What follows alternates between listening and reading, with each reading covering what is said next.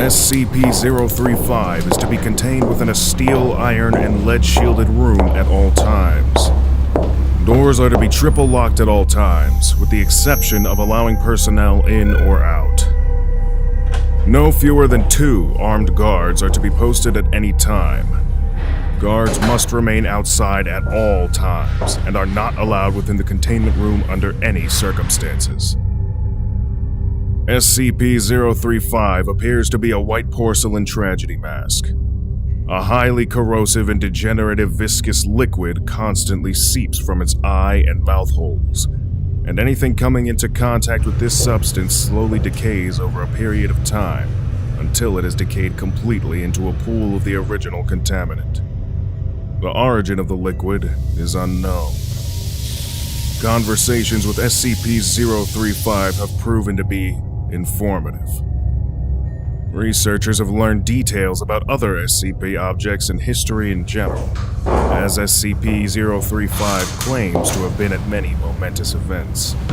SCP-035 displays a highly intelligent and charismatic personality, being both amiable and flattering to all those who speak with it. It comes across as highly intelligent and appears to have a photographic memory.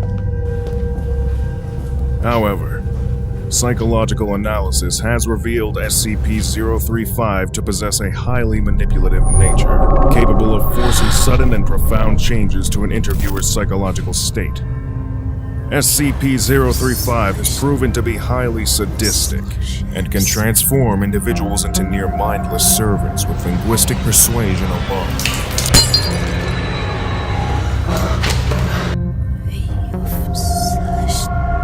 SCP-035 has stated that it has intimate knowledge of the workings of the human mind, and implied that it could change anyone's views if given enough time.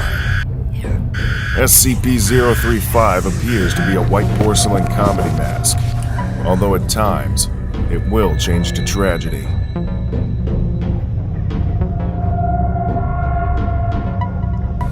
In these events, all existing visual records, such as photographs and video footage, automatically change to reflect its new appearance. Subjects within 1.5 to 2 meters of SCP-035, or in visual contact with it, experience a strong urge to put it on.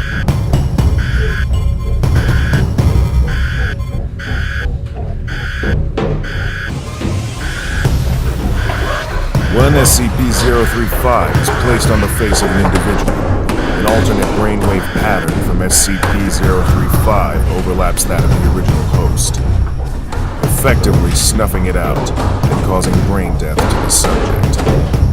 The bodies of possessed subjects decay at a highly accelerated rate, eventually becoming little more than mummified corpses. Nevertheless, SCP-035 has demonstrated the ability to remain in cognitive control of a body experiencing severe structural damage, even if the subject's body literally decays to the point where motion is not mechanically possible.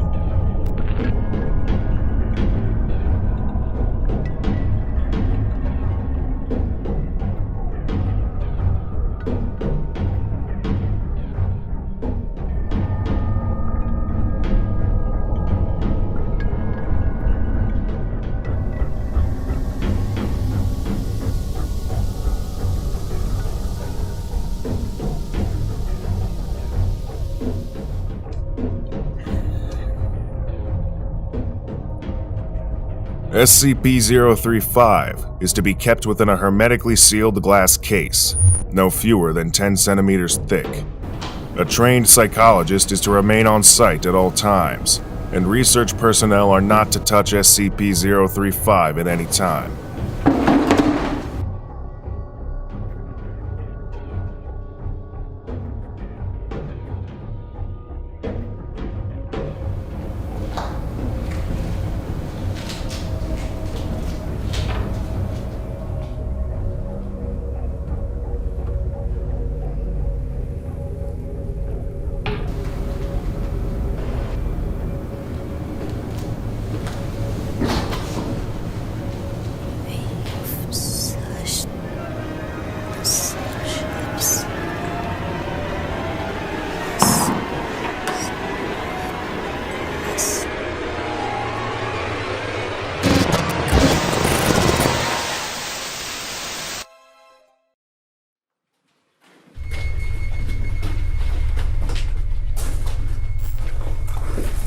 Item number: SCP-173. Object Class: Euclid.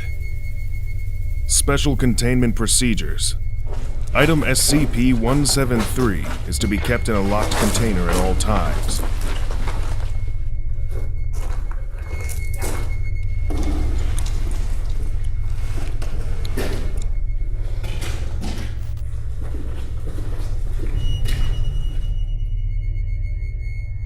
When personnel must enter SCP-173's container, no fewer than 3 may enter at any time.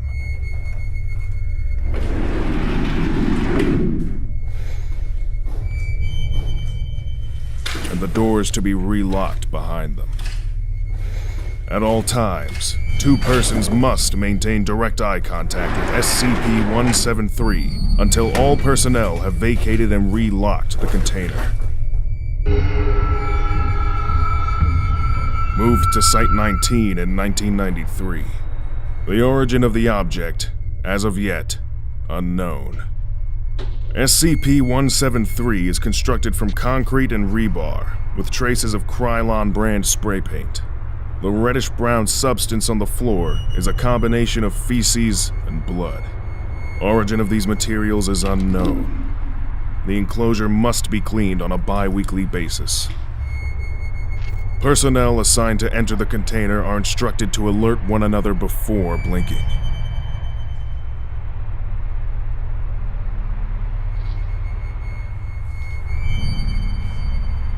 Line of sight must not be broken at any time with SCP-173.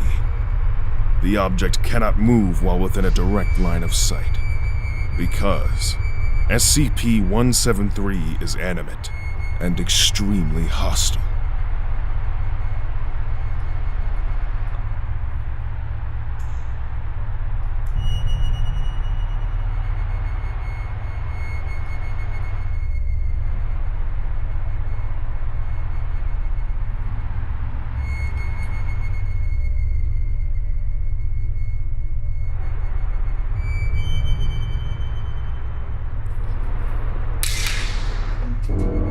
Object is reported to attack by snapping the neck at the base of the skull,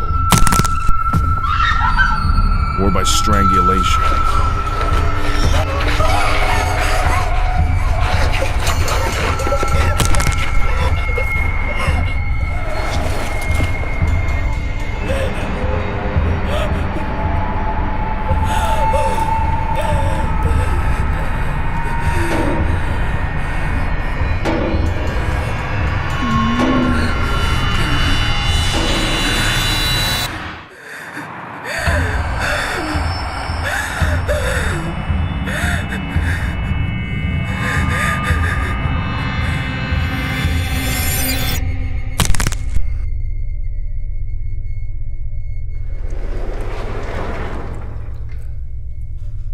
In the event of an attack, personnel are to observe Class 4 Hazardous Object Containment Procedures. Personnel report sounds of scraping stone originating from within the container when no one is present inside. This is considered normal, and any change in this behavior should be reported to the acting HMCL supervisor on duty.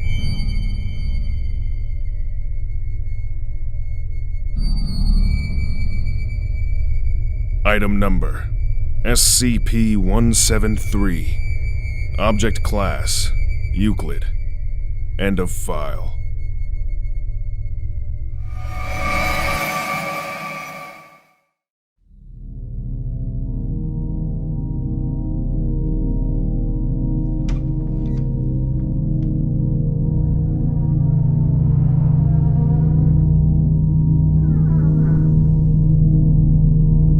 The whereabouts of SCP-1048 are currently unknown, though it is still believed to be somewhere in Site-24. Subject is to be secured for containment, but any creation of SCP-1048s should be destroyed on sight, unless further evidence warrants less extreme actions.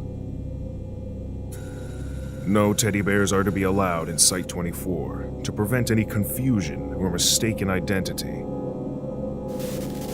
Any object that resembles a teddy bear is to be reported to the security team immediately. This is not a joke.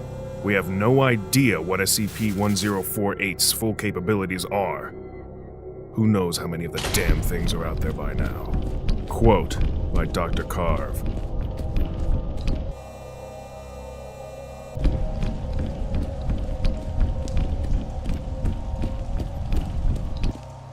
SCP-1048 is a small teddy bear, approximately 33 centimeters in height. Through testing, composition of the subject revealed no unusual qualities that make it discernible from a non-sapient teddy bear. Subject is capable of moving of its own accord and can communicate through a small range of gestures. The subject regularly shows affection to individuals in ways found endearing by most people. Affection is usually given in the form of a hug to the lower leg, but subject has also been observed dancing, jumping in place, and in 2 separate events it has even drawn childlike pictures for janitorial staff. All Foundation personnel that have interacted with the subject have responded positively to its affection, even D-Class with normally sociopathic tendencies. Attempts at direct communication with SCP-1048 have not been considered successful. Though it is capable of simple gestures to indicate a yes or no answer, it will often not react to lines of questioning concerning its nature and where it originated from. It is not known if this is because SCP-1048 simply does not know the answers, or because it does not want to answer.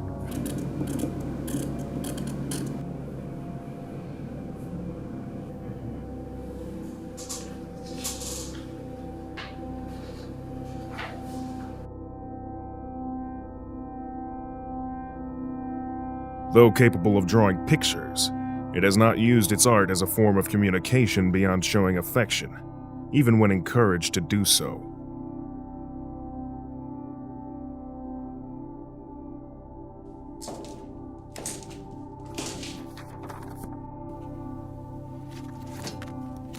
The more anomalous behavior of SCP-1048 was not observed until approximately 7 months after it was originally secured.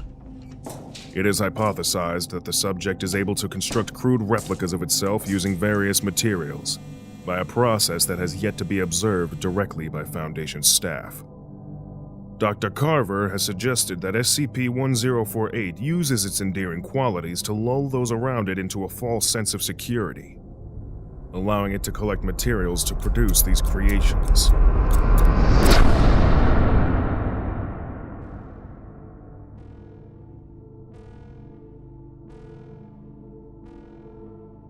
Currently, there are 3 known creations of SCP-1048, designated SCP-1048-A, SCP-1048-B, and SCP-1048-C. The nature of these creations has been in stark contrast to SCP-1048's general behavior, as all have exhibited extreme violence towards humans.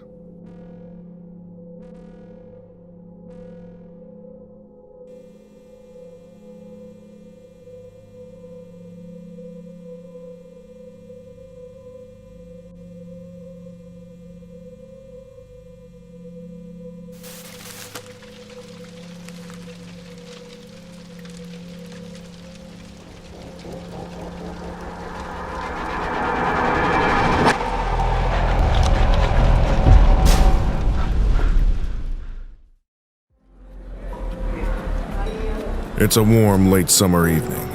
3 girls are out for a night on the town.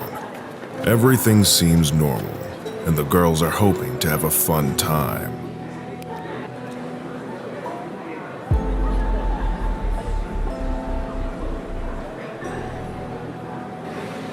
But little do they know that someone or something is lurking in the shadows, watching, waiting.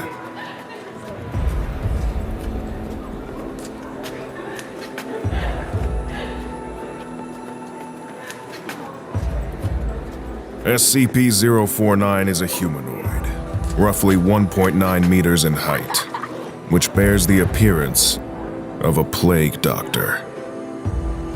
While SCP-049 appears to be wearing the thick robes and mask indicative of that profession, the garments instead seem to have grown out of SCP-049's body over time, and are now nearly indistinguishable from whatever form is beneath them.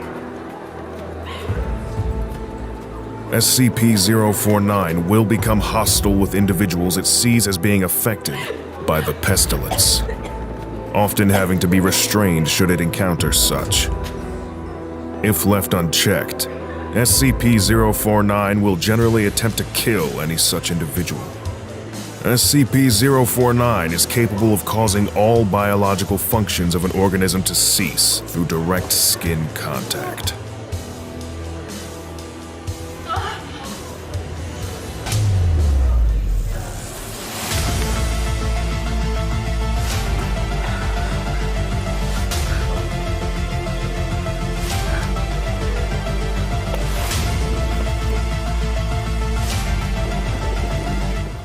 SCP-049 has expressed frustration after these killings, indicating that they have done little to kill the pestilence, though it will usually seek to then perform a crude surgery on the corpse, using the implements contained within a black doctor's bag it carries at all times.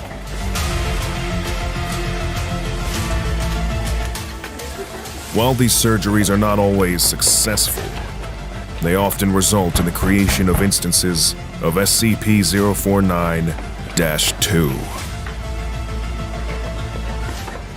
SCP-049-2 instances are reanimated corpses that have been operated on by SCP-049. These instances do not seem to retain any of their prior memories or mental functions, and they can become extremely aggressive if provoked, or if directed to by SCP-049. Despite these alterations, SCP-049 often remarks that the subjects have been cured. SCP-049 has spent a considerable amount of time studying and performing surgery on various mammalian corpses. SCP-049 will routinely spend several days performing surgery, and then spend several more days documenting its findings in a thick leather journal stored within its doctor's bag. SCP-049 will often seek to share its findings.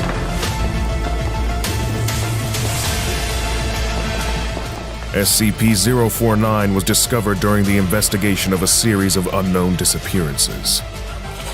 During a raid on a local home, investigators found several instances of SCP-049-2, as well as SCP-049. While law enforcement personnel engaged the hostile 049-2 instances, SCP-049 was noted as watching the engagement and taking notes in its journal. After all of the 049-2 instances were dispatched, SCP-049 willingly entered Foundation custody.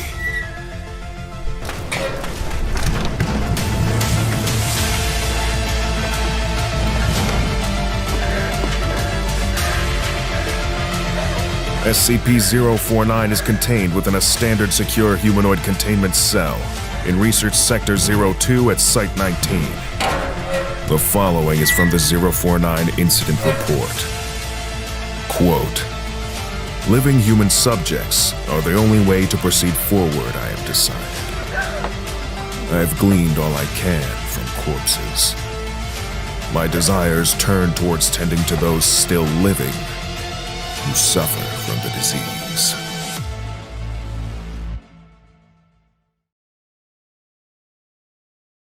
You've just woken up in the middle of a cornfield. You have no idea how you got here.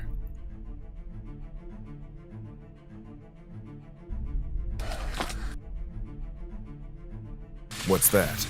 You notice something rustling in the corn behind you. Run!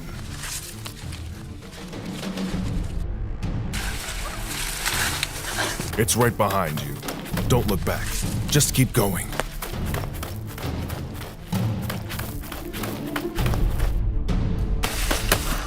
You've made it. You've just reached safety.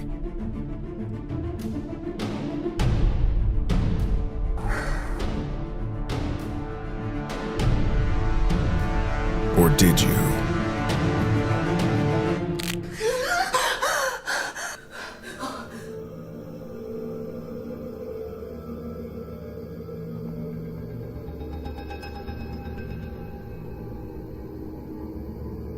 Special Containment Procedures. All instances of SCP-1498 are to be held in standard containment chambers, located within Site-77. One technician is to be on hand to answer any calls placed to SCP-1498. Transcripts of all calls must be placed in Site-77's non-anomalous records archive. Any persons found to have interacted with SCP-1498 are to be quarantined for 2 months, or until they show any signs of SCP-1498. Subjects showing signs of exposure are to be contained as an instance of SCP-1498-1, which require the same accommodation as instances of SCP-1498. SCP-1498 is a collection of 30 autonomous bundles of phone cords and handsets, assembled in such a way that they resemble sheep. Instances of SCP-1498 are fully ambulatory and will wander their containment chambers aimlessly.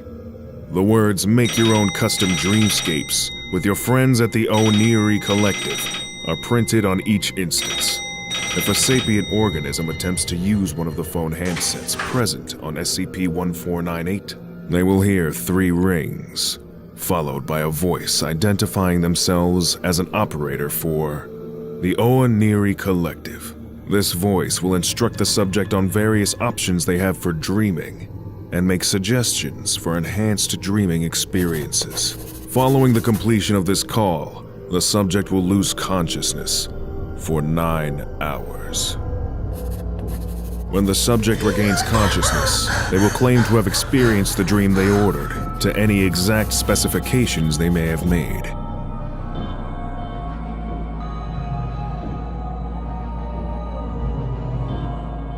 Subjects may express a desire to continue using SCP-1498's effect, or attempt to reuse it immediately.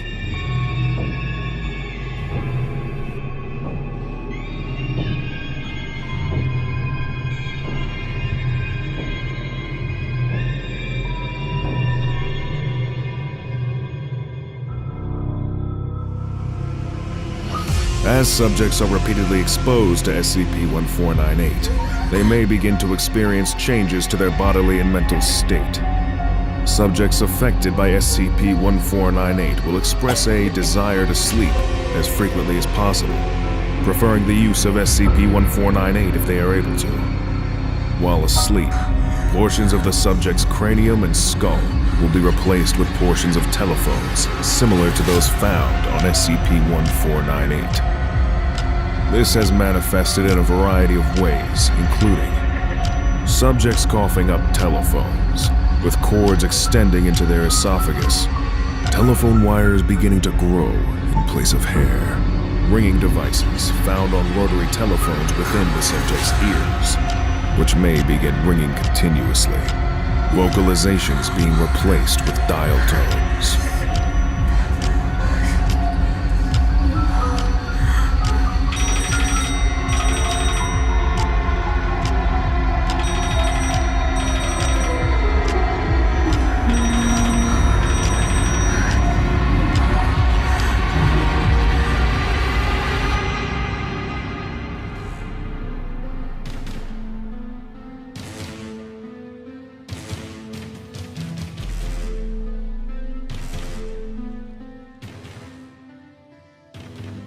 SCP-1498 was recovered on 9/18/1965 from an abandoned office complex in Miami, Florida, USA.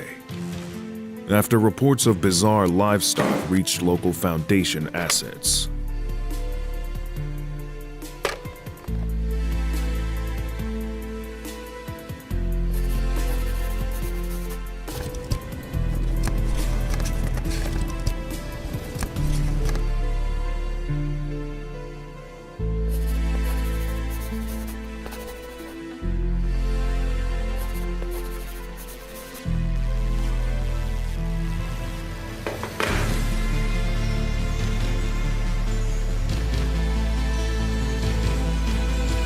When Foundation agents entered the building, they discovered the SCP-1498 instances, 1 bedroll, approximately half a ton of rotary telephone components,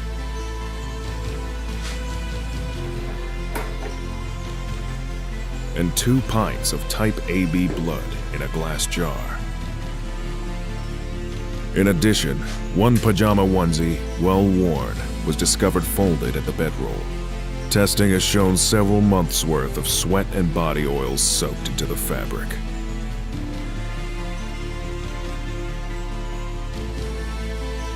Eventually, a rotary phone will assemble itself on the subject's head, out of all the components that have been grown within and on their bodies. As of 11/14/1965, SCP-1498 has been classified as Euclid. End of file.